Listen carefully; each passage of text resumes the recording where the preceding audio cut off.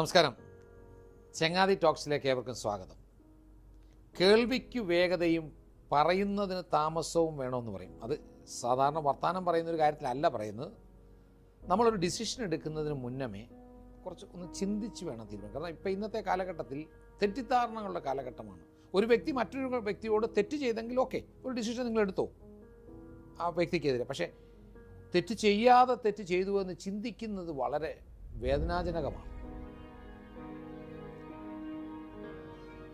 ഈ അടുത്ത സമയത്ത് എൻ്റെ ഒരു സുഹൃത്ത് ഷൈജു എന്ന് പറയുന്ന സുഹൃത്ത് എനിക്ക് വാട്സപ്പിലൂടെ ഒരു മെസ്സേജ് അയച്ചു. ഞാൻ ആ മെസ്സേജ് മൊത്തം വായിച്ചു. സാറിന് ഫോർവേഡ് മെസ്സേജുകൾ മൊത്തം ഞാൻ വായിക്കാറില്ലെങ്കിലും അത് മൊത്തം ഞാൻ വായിച്ചു.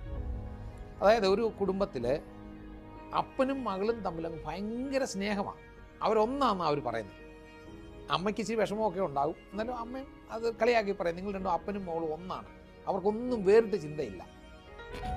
അങ്ങനെ ഇരിക്കുന്ന സമയത്ത് ഒരു ദിവസം നല്ല 2 ആപ്പിൾ അമ്മ കൊണ്ടുപോയി. ഇവർ അപ്പനും മോളോട് കളിച്ചുകൊണ്ടിരിക്കുക. 2 ആപ്പിൾ കഴുകി കൊണ്ടുവന്ന് അവിടെ വെച്ചിട്ട് പോയി. ഇവർക്ക് 2 പേർക്കും ഓരോ ആപ്പിൾ ഓരോരുത്തർക്കാണ് അമ്മ ചിന്തിച്ചിരിക്കുന്നത്. എന്നാൽ ഈ മോൾ എന്തോ ചെയ്തു, ഈ ആപ്പിൾ 2 എടുത്തിട്ട് ആദ്യം 1 എടുത്തു കടിച്ചു മാറ്റി വെച്ചു, അടുത്തെടുത്ത് കടിച്ചു മാറ്റി വെച്ചു. അപ്പോൾ അപ്പൻ ചിന്തിച്ചു, ഇവള് കൊച്ചു കുട്ടിയാണെങ്കിൽ പോലും എന്ത് സ്വാർത്ഥയാണ് അവൾ. 2 ആപ്പിൾ വന്നു, 1 ആപ്പിൾ പോലും അവൾക്ക് കഴിക്കാൻ പറ്റത്തില്ല. എന്നിട്ടും ആ 2 ആപ്പിൾ വന്നപ്പോഴത്തേക്ക് ആർത്തിയോടെ ഒന്ന് പപ്പായ്ക്ക് വേണമെന്ന് അവൾ ചോദിച്ചില്ല. കൊച്ചു കുട്ടിയാണെങ്കിൽ പോലും അവളുടെ മനസ്സിൻ്റെ ചിന്ത എങ്ങനെയാണ് കിടക്കുന്നത്. അവൾ നല്ല കുട്ടിയായിട്ടാണ് വളർന്നു വരണമെന്നൊരു അപ്പൻ ആഗ്രഹിക്കുന്നു. അപ്പോൾ അപ്പൻ പ്രതീക്ഷിച്ചത് ആ മകളിൽ നിന്ന് 1 ആപ്പിൾ എടുത്ത് പപ്പായ്ക്ക് കൊടുക്കും, അടുത്ത ആപ്പിൾ എടുത്ത് അവൾ കഴിക്കും, അല്ലെങ്കിൽ ആ ഒരു ആപ്പിൾ ആദ്യം അവളെ കഴിച്ചോട്ടെ, അടുത്ത ആപ്പിൾ പപ്പായ്ക്ക് കൊടുക്കുക എന്നൊക്കെയാണ് ചിന്തിച്ചിരുന്നത്. പക്ഷേ അപ്പായുടെ എല്ലാ പ്രതീക്ഷയും കളഞ്ഞിട്ട് അവൾ 2 എടുത്ത് കഴിച്ചു. പപ്പയ്ക്ക് വിഷമമായി. പുള്ളി ഇങ്ങനെ വിഷമിച്ചിരിക്കുന്ന സമയത്ത് ആ മോളെന്തോ ചെയ്തു, ഈ ആപ്പിൾ എടുത്തിട്ട് 2ഉം കടിച്ചതാണ്. 1 ആപ്പിൾ എടുത്ത് പപ്പാടിയിലോട്ട് കൊടുത്തു. പപ്പ കഴിക്കും പപ്പ. പപ്പ പറഞ്ഞു, മോളെ നീ ചെയ്തത് തെറ്റല്ലേ, നീ അങ്ങനെ അല്ലായിരുന്നല്ലോ ചെയ്യേണ്ടത്. നീ 1 ആപ്പിൾ എടുത്ത് എനിക്ക് തന്നിട്ട് 1 ആപ്പിൾ നീ കടിക്കുകയല്ലായിരുന്നു ചെയ്യേണ്ടത്, ഇങ്ങനെ 2 എടുത്ത് എന്തിനാ കടിച്ചു?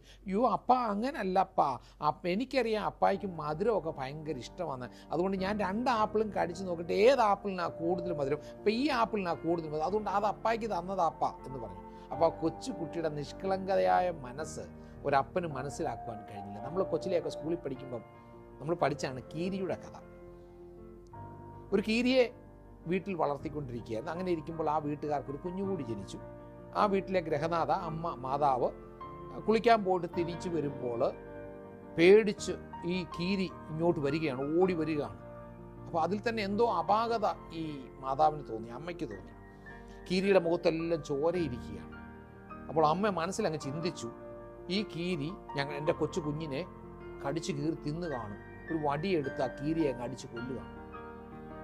എന്നിട്ട് വീട്ടിലോട്ട് വരുമ്പോൾ ആ അമ്മ കണ്ട കാഴ്ച, കുഞ്ഞ് അവിടെ സുഖമായിട്ട് കിടക്കുക, എന്നാൽ ഒരു മൂർക്കം പാമ്പ് അവിടെ ചത്ത് കിടക്കണം. ഈ മൂർക്കം പാമ്പ് കുഞ്ഞിനെ കടിക്കാൻ വന്നപ്പോൾ അല്ലെങ്കിൽ കൊത്താൻ വന്നപ്പോൾ കീരി അതുമായി മൽപ്പിടുത്തം നടത്തി കീരി ആ പാമ്പിനെ കൊന്നുകളഞ്ഞു. പക്ഷെ ഇതൊന്നും മനസ്സിലാക്കാതെ ആ കീരിയെ അമ്മ കൊന്നുകളഞ്ഞു. ഇനി അതിനൊരു തിരുത്തൽ അവിടെ ഇല്ല. നമ്മൾ ധരിക്കും നമ്മുടെ സുഹൃത്തുക്കളെയും നമ്മുടെ വീട്ടുകാരെയും ഒക്കെ ചില നിസ്സാര കാര്യങ്ങളുടെ പേരിലല്ലേ നമ്മൾ തെറ്റിദ്ധരിക്കുന്നത്. ആ തെറ്റിദ്ധാരണ നമുക്ക് ചിലപ്പോൾ നമ്മൾ തിരുത്താൻ പറ്റുമായിരിക്കും, പക്ഷെ ആ ഹൃദയത്തിൽ ഏൽപ്പിക്കുന്ന മുറിവ് നമുക്ക് ഒരിക്കലും ഉണക്കുവാൻ കഴിയില്ല. ഒരിക്കൽ പോലും തെറ്റിദ്ധരിക്കുവാൻ ഇടയാകാതെ മുൻവിധിയോടെ കാര്യങ്ങൾ കാണാതെ കാര്യങ്ങൾ മനസ്സിലാക്കിയിട്ട് മുന്നോട്ട് പോകാൻ സാധിക്കട്ടെ. ഏവർക്കും നല്ലൊരു ദിനം ആശംസിക്കുന്നു.